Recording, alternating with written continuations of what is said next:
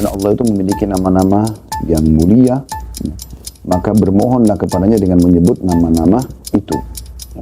Jika dianjurkan sebut seperti kita puji-puji Allah, kita sebut nama-namanya, kemudian baru kita memohon setelahnya. Anda kena penyakit kronis, Anda bangkrut usaha, Anda terlilit utang, Anda bisa khusyuk minta kepada Allah Subhanahu wa taala. Anda ingat Bismillahirrahmanirrahim. Pertanyaan pertama di sini, dengan apa kita boleh bertawassul kepada Allah? Ini pertanyaannya, akan ada jawabannya. Tawassul teman-teman sekalian adalah bagaimana kita berhubungan dengan Allah Subhanahu wa taala dengan menggunakan perantara. Ya. Jadi di sini misal nanti akan dijelaskan dalam pertanyaan ini, ada tawassul yang dibolehkan, ada yang tidak dibolehkan. Maka ada jenis yang dibolehkan, nanti akan kita paparkan insyaallah, ada yang jenis yang tidak dibolehkan. Intinya tawassul itu adalah mendekatkan diri kepada Allah SWT melalui perantara. Ya. Dan syafaat artinya meminta pertolongan. Pertanyaan pertama di sini, dengan apa kita boleh bertawassul kepada Allah? Jawabannya tawassul ada dua macam kata beliau. Yang pertama, tawassul yang dibolehkan, dan yang kedua, tawassul yang dilarang.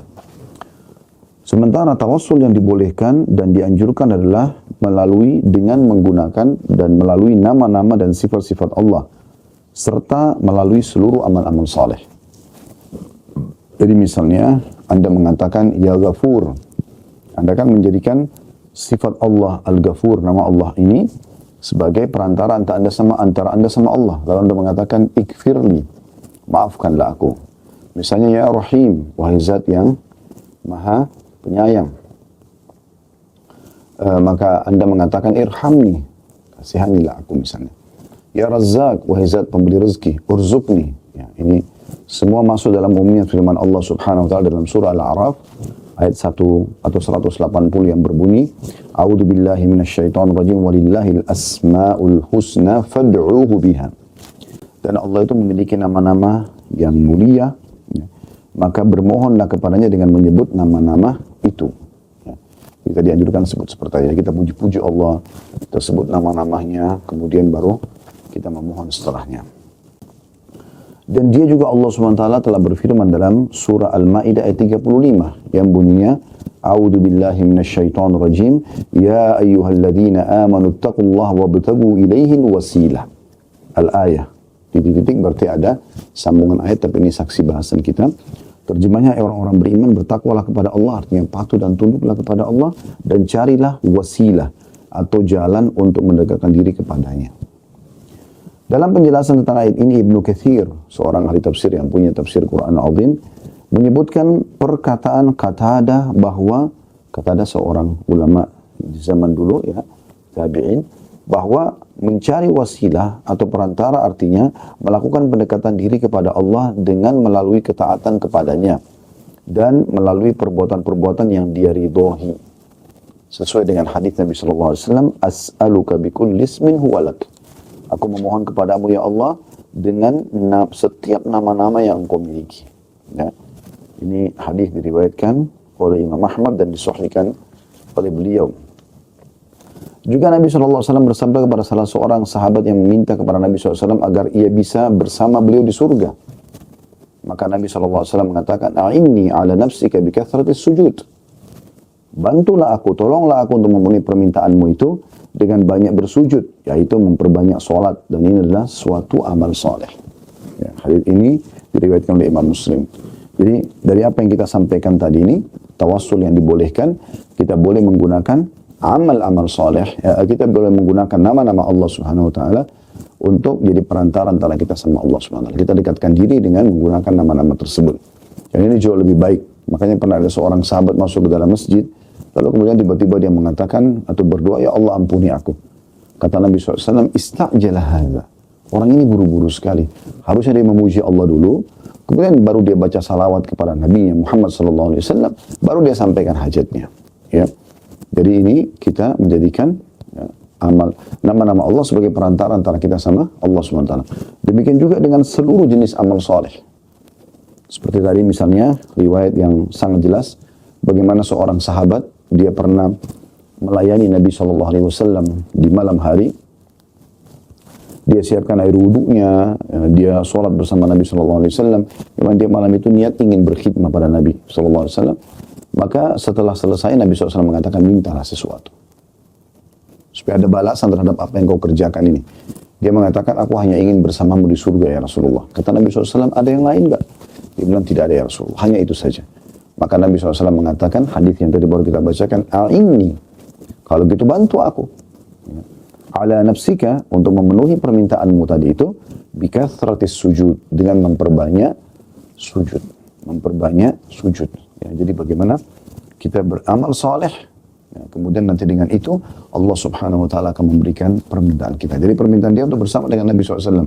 Maka dia beramal saleh dulu, baru Nabi SAW bisa bantu dia di sisi Allah Subhanahu wa taala. Dan beliau mengatakan juga, masih di pertanyaan pertama nih, masalah tawassul yang dibolehkan ya. Dan sebagaimana kisah orang-orang saleh yang berada dalam gua yang tertutup oleh batu. Dan mereka bertawassul dengan amal-amal saleh mereka. Maka Allah membukakan pintu gua tersebut untuk mereka. Dan ini kisahnya masyhur, ya, saya ingatkan kembali. Kata Nabi SAW, dulu sebelum kalian, maksudnya bukan umat Nabi SAW, tapi umat sebelum kita, orang-orang saleh di antara mereka, pernah 3 orang jalan, kemudian mereka mendapati langit gelap dan turun hujan yang deras. Maka mereka pun berlindung ya di dalam sebuah gua. Karena derasnya hujan, maka ada batu yang sempat jatuh dari atas bukit tersebut dan menutupi mulut gua itu. Menutupi mulut gua itu. Maka mereka tidak bisa mendorongnya karena batu itu sangat besar dan menutupi semua lubang gua tersebut. Maka salah seorang di antara mereka berkata, tidak ada yang bisa mengeluarkan kita dari sini kecuali Allah SWT, dan mari kita coba ya bertawassul, kita coba menyebutkan amal-amal terbaik kita yang pernah kita kerjakan, semoga dengan amal itu Allah mengeluarkan kita dari tempat ini. Maka mulailah satu orang di antara mereka menceritakan, mengatakan, ya Allah, sesungguhnya engkau mengetahui ada seorang wanita yang sangat aku sukai, yang sangat aku sukai, dan aku selalu mengajaknya untuk berzina. Tapi dia menolak. Sampai satu hari dia pun datang dan pada saat itu dia membutuhkan bantuan. Akhirnya dia menyerahkan diri. Akhirnya dia menyerahkan diri. Ya. Dia menyerahkan diri. Maka pada saat saya sudah berada di antara dua pahanya, maka saya pun ya pada saat itu diingatkan oleh wanita tersebut. Wanita itu mengatakan, bertakwalah kepada Allah, jangan kau letakkan sesuatu kecuali pada tempatnya. Maksudnya, kalau kau ingin letakkan kemaluan harus dengan cara yang benar. Nikah bukan dengan cara begini. Maka aku pun tiba-tiba takut kepadamu ya Allah. Kalau seandainya aku meninggalkan perzinahan tersebut, ini dari wanita yang sangat disukainya, sudah lama dia kejar-kejar dan sekarang pasrah. Sudah berada di antara dua pahanya, artinya sudah tinggal berzina saja. Ya. Kalau ini aku tinggalkan karenamu ya Allah dan engkau terima sebagai amal soleh, keluarkan kami dari gua ini, maka batu yang besar tersebut pecah. Namun belum bisa mereka keluar. Maka orang yang kedua mengatakan, ya Allah, sungguhnya aku memiliki 2 orang tua yang selalu aku bakti kepadanya. Dan aku perhatian dengan keduanya. Salah satu yang aku sering kerjakan adalah setiap kali aku pulang di sore hari, di petang hari, dari mengembalakan kambing, aku selalu memerahkan susu kambing buat mereka. Dan aku minumkan mereka, baru kemudian aku minumkan keluargaku, istri dan anak. Satu hari aku pulang dan aku temukan mereka berdua sedang tidur. Dan aku tidak ingin mengganggunya atau mengganggu mereka. Aku pun memegang ya, bejana susu tersebut dari malam sampai pagi. Ya, setelah mereka bangun, aku pun memberikan mereka minum. Dalam beberapa riwayat lain dijelaskan, anakku menangis di kakiku. Namun aku tidak memperdulikannya. Kalau amal ini aku kerjakan adalah amal yang kau terima, keluarkan kami dari gua ini sebagai bentuk bakti kepada kedua orang tua. Maka pecah lagi batu tersebut, namun masih belum bisa keluar. Kemudian orang yang ketiga mengatakan, ya Allah, sungguhnya engkau tahu, aku memiliki seorang pegawai yang pernah bekerja, kemudian tiba-tiba dia pergi tanpa mengambil upahnya. Maka upahnya itu pun aku putar ya, menjadi sebuah lahan bisnis ya, untuk membeli hewan ternak, dan sekian waktu setelah itu dia datang. Maka dia pun mengatakan kepadaku, wahai Tuan, sesungguhnya engkau tahu, ya, aku masih memiliki hak pada anda dan aku membutuhkannya, maka bertakwalah kepada Allah, berikanlah kepadaku. Maka aku pun berkata padanya, maksudnya orang ini yang dalam gua berkata kepada pegawainya yang tadi pergi nih, ya, dan meninggal tidak mengambil gajinya, apakah kau lihat lembah itu, ditunjuk sebuah lembah penuh dengan hewan ternak? Maka dia mengatakan iya. Nah, maka saya pun berkata, kata orang yang menceritakan ini, saya mengatakan ambillah semua. Itu adalah upahmu yang aku putar sehingga menjadi seperti banyak ini. Dan dia ya Allah mengambil semua, ya, hewan tersebut tanpa menyisakan satu ekor pun untukku. Maka kalau seandainya aku mengerjakan ini karena Allah, karenamu ya Allah, dan engkau terima, keluarkan kami dari gua ini, maka akhirnya batu tersebut pecah lagi, yang cukup membuat mereka keluar dari gua tersebut. Jadi ini termasuk hadis yang luar biasa tentang tawassul dengan amal soleh. Bagaimana amal-amal soleh kita bisa kita gunakan di saat kita genting. Misalnya Anda kena penyakit kronis, Anda bangkrut usaha, Anda terlilit utang, Anda bisa khusyuk minta kepada Allah Subhanahu wa taala. Anda ingat kira-kira amal yang paling Anda berharap itu pahalanya sempurna di sisi Allah. Mungkin Anda pernah bersedekah, Anda pernah meninggalkan yang haram, gitu. Anda pernah bakti sama orang tua, Anda pernah bantu kerabat, dan seterusnya. Maka Anda bisa sebutkan, ya Allah, amal itu aku pernah kerjakan begini dan begitu. Lalu Anda bicara berdua dengan Tuhan Anda, Allah SWT. Semoga kalau amal itu diterima, maka Allah SWT akan menyelesaikan permasalahan Anda. Tentu ini tidak akan mengurangi kadar pahala daripada ibadah tersebut, ya. Karena Allah SWT akan simpankan pahalanya dipanen pada hari kiamat nanti. Tapi kita hanya menjadikannya sebagai perantara saja. Nah, ini hal yang dibolehkan, menggunakan nama-nama dan sifat Allah, dan juga menggunakan amal-amal saleh yang pernah kita kerjakan, termasuk dalamnya adalah meninggalkan sesuatu yang haram. Poin kedua, tawassul yang dilarang. Ini masih pertanyaan pertama tadi, ya. Tawassul ada dua macam, yang dibolehkan dan dilarang. Yang dilarang adalah, yakni dengan memohon kepada orang-orang mati dan meminta mereka untuk memenuhi kebutuhan kita. Seperti yang terjadi di masa sekarang ini. Perbuatan seperti ini termasuk syirik besar. Sebagaimana firman Allah Subhanahu wa taala dalam surah Yunus ayat 106. Surah Yunus ayat 106 yang berbunyi, A'udzu billahi minasyaitonir rajim, wa la tad'u min dunillahi ma la yanfa'uka wa la yadhurruk, fa in fa'alta fa innaka idzan minadh dhalimin. Dan janganlah kamu menyembah apa-apa yang tidak memberi manfaat dan tidak pula memberi mudarat kepadamu selain Allah. Sebab jika kamu berbuat demikian, maka sungguhnya kamu termasuk orang-orang yang zalim. Ya. Jadi ingat teman-teman sekalian, jangan minta kepada orang mati. Orang mati itu butuh pada kita, bukan kita yang butuh pada mereka. Ya. Jangan mengkutus mereka. Sudah kami jelaskan kemarin contohnya, kalau Anda masih ingat, bagaimana Aisyah Ummul Mukminin radhiyallahu anha, wanita suci, ibunya orang-orang beriman, itu masih hidup puluhan tahun tinggal di rumah beliau, di kamar beliau. Di sebelah ranjangnya adalah kuburan Nabi SAW. Di sebelah ranjangnya kuburan ayahnya Abu Bakar. Di sebelah ranjangnya kuburan sahabat yang mulia Umar radhiyallahu anhum ajma'in.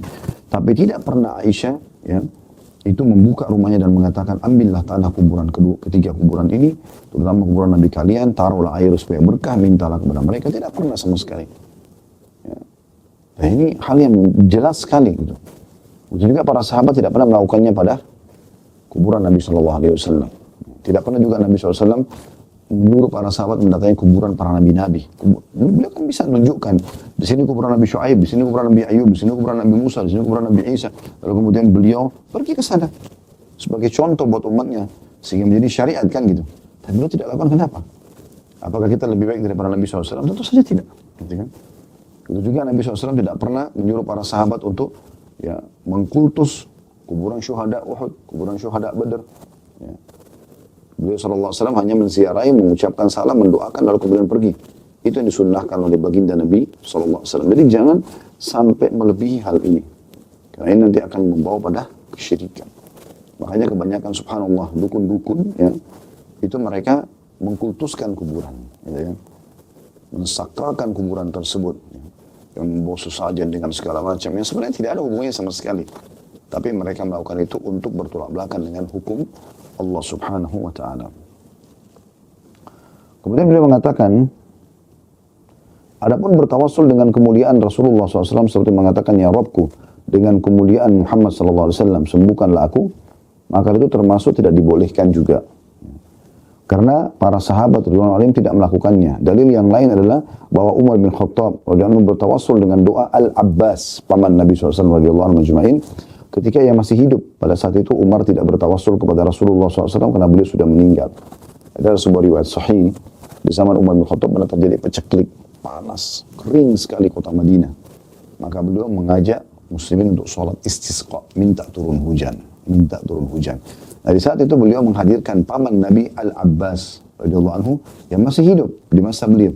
Maka Umar mengatakan dalam doanya, ya Allah, sungguhnya kami dulu di masa Nabi kami masih hidup, kami jadikan Nabi kami perantara antara kami dengan engkau.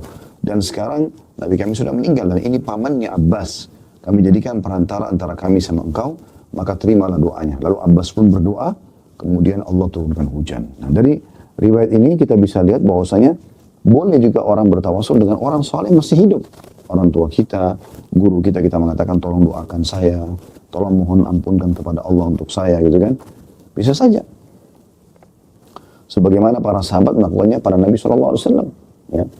Tapi setelah Nabi SAW meninggal, setelah orang tua kita meninggal, sesoleh apapun orang yang kita kenal dari guru-guru kita, maka tidak boleh lagi kita minta kepada mereka untuk bertawasul dengan mereka setelah mereka meninggal. Kata beliau, tawasul seperti ini dapat menyeret kepada perbuatan syirik nantinya. Kalau orang melakukannya, ya maksudnya dia datang kepada orang yang sudah mati lalu minta-minta, ya.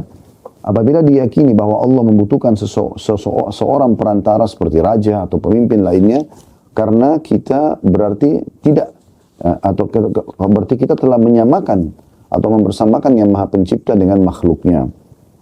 Jadi ini bisa dikuatkan dengan riwayat yang kami sebutkan kemarin, ya. Bagaimana para sahabat ridwanullah alaihim kalau sendal mereka putus, mereka mengangkat tangan ke langit lalu langsung minta kepada Allah subhanahu wa ta'ala. Itu pertanyaan pertama tentang tawassul yang dibolehkan dan tawassul yang tidak dibolehkan. Pertanyaan kedua, apakah doa itu memerlukan perantara manusia? Jawabannya tidak, sama sekali tidak. Allah SWT berfirman dalam surah Al-Baqarah ayat 186. A'udzu billahi minasyaitonir rajim wa idza sa'alaka 'ibadi anni fa inni qarib. Al-ayat. Dan apabila hamba-hambaku bertanya kepada Muhammad tentang aku, katakanlah bahwasanya aku sangat dekat. Dan lanjutan ayat itu, ujibu da'watad da'i idza da'an, aku akan jawab panggilan orang-orang menyeru kepadaku. Waliyastajibu li, oleh karena itu mereka, ya, mengarah kepadaku. Wal yu'minu bi, mereka beriman kepadaku. La'allahum yarshudun, semoga mereka mendapatkan petunjuk itu.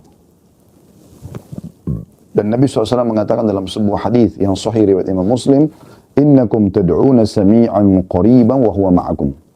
Sesungguhnya kalian telah atau sedang memohon kepada zat yang maha mendengar lagi maha dekat, dan dia Allah senantiasa bersama kalian dengan ilmunya.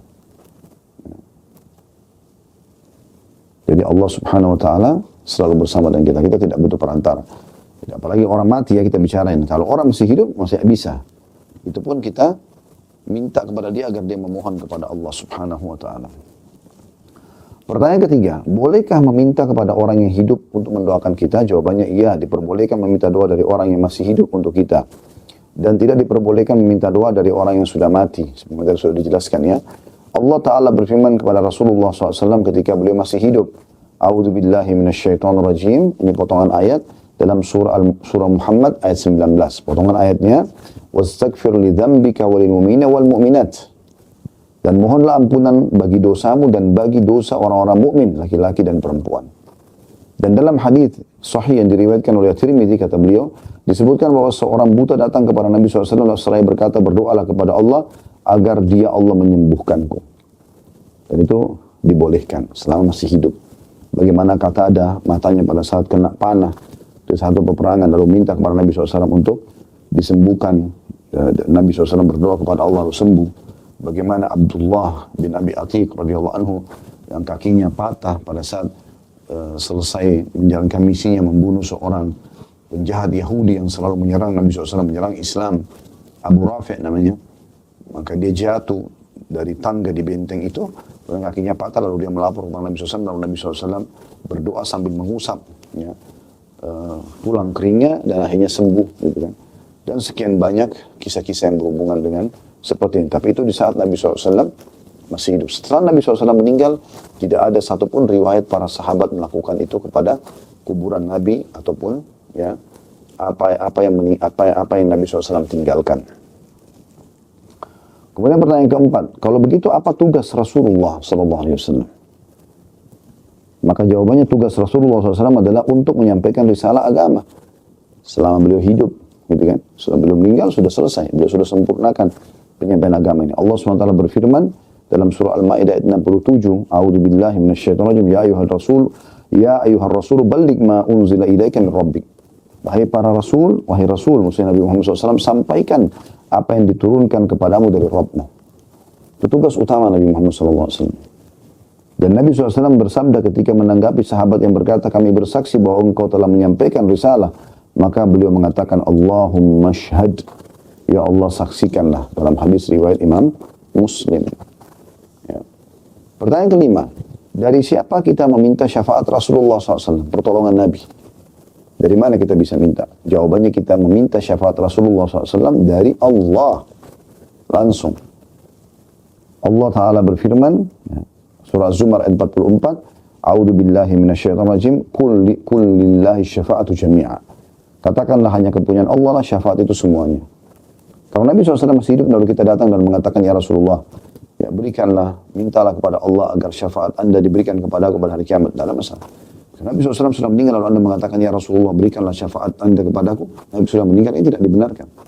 Tapi anda minta kepada Allah SWT, walaupun Nabi SAW sudah meninggal, agar anda mendapatkan syafaat Nabi SAW. Dan anda bisa mengamalkan banyak hadis-hadis Nabi SAW yang memudahkan kita mendapatkan syafaat beliau. Contoh misal, hadis Nabi SAW sampai membaca 10 kali salawat kepadaku di pagi hari dan 10 kali di sore hari. Makanya ulama memasukkan dalam zikir pagi petang ini, maka dia akan mendapatkan syafaat kepada hari kiamat. Begitu juga dengan hadis yang lain, hadis sahih tentang doa yang dibaca selepas azan. Kata Nabi SAW, kalau kalian dengarkan muadzin, ucapkanlah seperti yang diucapkan oleh muadzin, lalu mintalah kepadaku al-wasilah. Karena dia adalah satu tempat saja di surga, termewah, terindah, tertinggi. Dan itu hanya dimiliki oleh satu orang saja. Aku berharap satu orang itu. Siapa yang minta untukku al-wasilah, dia akan mendapatkan syafaatku. Maka ada cara untuk mendapatkannya, gitu kan? Ada cara, tapi tidak dengan memanggil Nabi SAW yang sudah meninggal. Ini yang dimaksudkan. Nabi SAW mengajarkan para sahabat, kata beliau ridwanullah alaihim, untuk mengucapkan, ya Allah, jadikanlah dia, yaitu Nabi SAW, sebagai orang yang mensyafaatiku. Hadis ini diriwayatkan oleh Tirmidzi dan dikatakan hadis ini hasan sahih. Jadi Nabi SAW sendiri ajarkan sahabat dalam riwayat Tirmidzi ini, kalau kalian mau berdoa syafaat, bilanglah, ya Allah, jadikanlah Nabi Muhammad SAW ini sebagai orang yang bisa memberikan, atau aku sebagai orang yang mendapati syafaatnya.